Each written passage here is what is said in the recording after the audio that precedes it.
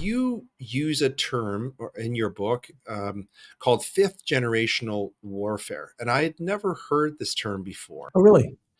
So could you explain what is fifth generation Well, warfare? What all, does it all of mean? this is all of this kabuki theater that we're seeing is you remember, never forget that propaganda is an adjacency to marketing.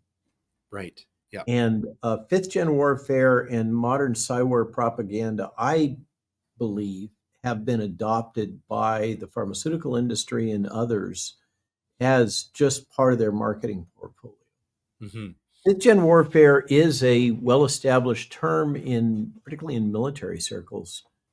It's a structure for how to think about different phases of warfare. And one of the ways that people go wrong with this is they think that when you parse the structure of warfare and the strategies into multiple generations, and we probably are now on the threshold of developing sixth generation warfare, which is probably going to be more of the AI-driven drone warfare that's being pioneered in the Ukraine right now, but with robotic dogs and whole Yeah, it's Terminator very world, frightening.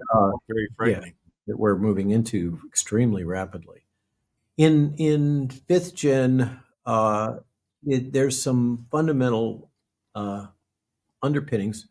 One is that, and it's extremely effective. The observation, this is what Twitter and Facebook were designed for. They are built as fifth generation warfare weapons for the intelligence community to further Yes. its ability This to was something manipulate. that I learned from you.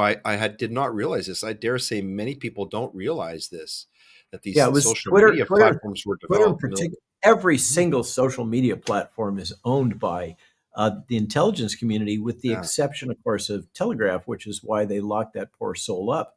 Oh, Is yeah. they're trying to the founder of Telegraph? They're trying Mhm. to extract from him the encryption keys and get a backdoor place so that the intelligence agencies can monitor what's going on there. And in particular, apparently, the thing that has him pissed off is that that application is being used to share battlefront images, which is another thing Really? that is not allowed in, from Gaza and from the Ukraine. Another thing that's not allowed in modern Psywar is the governments that are controlling the narrative are really rigorous about trying to prevent the public from gaining access to actual war footages. They learned that lesson in Vietnam. Mhm, mhm. That letting the public see what actually goes on during warfare creates a very logical, reasonable revulsion. In fifth gen, there's a number of kind of rules of engagement or battle rules you could think of. One is that the attack should be entirely surreptitious. You should never be able to tell who is perpetrating them on you. In other words, it's black propaganda where in black propaganda, you either don't know who's pushing the black propaganda or you are misled into thinking it's someone else than the actual actor that is pushing it. Right. In fifth gen warfare, I refer to it as a surreal landscape, information and knowledge landscape. You can There's no way, because all of this propaganda and particularly black propaganda is being pushed uh, without you having any way of discerning where it's coming from or what its intention is. Uh, it creates an environment in which you're unable to really know what is true and what is false. And furthermore, you're not able to discern who's friend and who is foe. Mhm. This is why I refer to it as surrealistic battlescape. And the phrase that's used in the early academic publication that I was referring to from a decade ago, one of the quotes there is that the only way to win in fifth gen warfare is not to play. As soon as you enter that Right. battleground, you are being manipulated.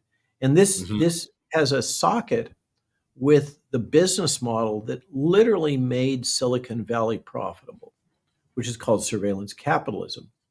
Right.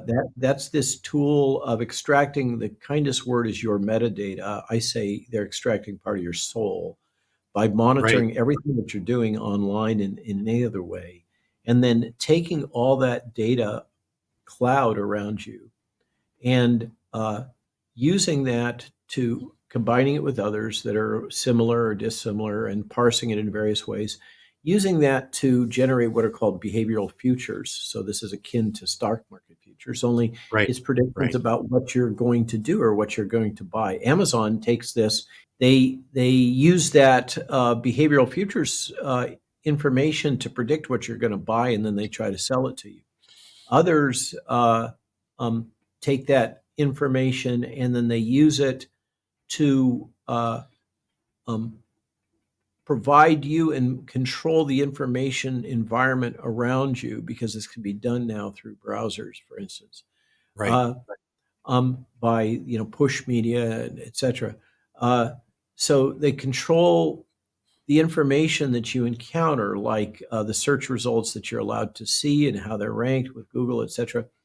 And so they extract essentially your emotional state of mind, content, uh, desires, everything around you. Then they craft it into behavioral futures, aggregate it with others that are kin, and sell it in a bunch of different ways.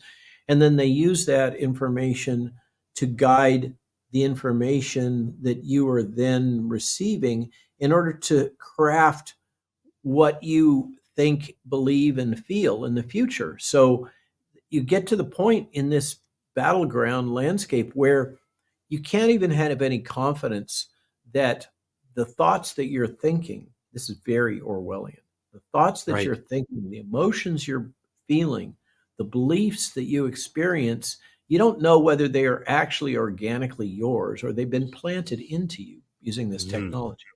And Dr. So there's Malone, a this is brief this is intro the into World system War warfare. this is the World War III. Like I watched a 17-minute documentary film in which you were featured, and the theme was World War III is upon us. And this is really what you get into in the book, that really this is the new, you used the term a moment ago, battleground. The battleground really of World War III is the mind. That's really what you're saying, if I Absolutely, understand you and correctly. explicitly so. Yeah, the battleground is the mind, and the first real exemplar of how effective this technology can be was Arab Spring. The color revolutions during Oh Arab yes. Spring were Yep. basically all propagated and fomented using social media by the CIA and others with interest in that. So all of those, seemingly spontaneous revolutions were all manufactured. And then, so then, where is all this going? Why? What is the purpose? What are the objectives? Where are they driving this towards?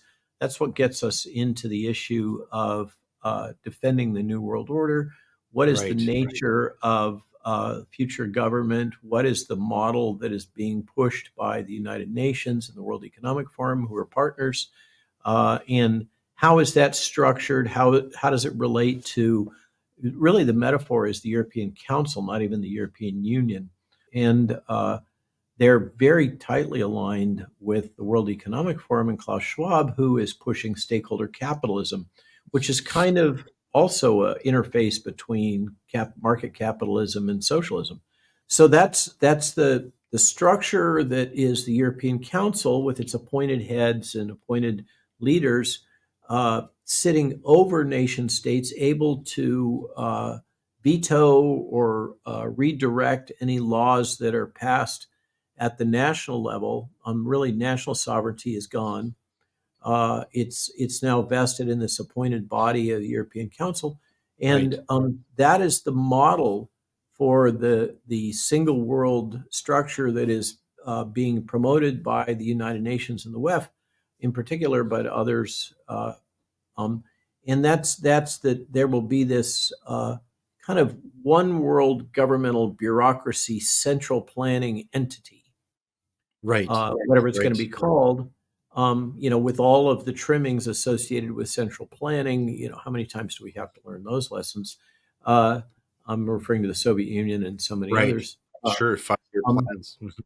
yeah, so that sits above nation states, because, of course, we all know, as demonstrated by the COVID crisis and global warming, that the old Westphalian independent nation state system is not adequate to address the major crises facing the world right now. Right. And so we have to have a one world government, and it should be a socialist government to make sure that we have fairness everywhere, and push down DEI and ESG and all that to everybody. So that and we have to have universal basic income, universal education, universal internet access. Right, these are the 17 principles of Agenda 2030. That's just a few of them. Universal right to live wherever you want. This is what's behind the open borders. That's now considered by treaty. Agenda 2030 is a treaty. That DEI really is Marxism, isn't it? You point that out, I believe, Yeah. in the book. That DEI is just really same thing with this whole green agenda is really just packaged Marxism, correct? Yes, and it's social Marxism now. It's no longer Right. economic Marxism, but it's Right. taking Marxist thought in struggle sessions and Right. divisiveness and that underlying fundamental sense of you got stuff that I don't got and I want it. That sense of umbrage that things aren't fair. And Kamala Yeah. Harris, to loop back, she seems to be all in on equality of outcomes, not equality of Right. opportunities. That's a big Or the divisive. core envy of Marxism. Yeah. Precisely. Right. So well said. So that underpins this logic, but they don't ever question it, and the United Nations doesn't question it, and the World Economic Forum and Klaus Schwab don't question it. It just is, divine revealed truth, and it's what thou shalt do. And we know where this goes. I mean, how Right. many times do we have to experience central planning?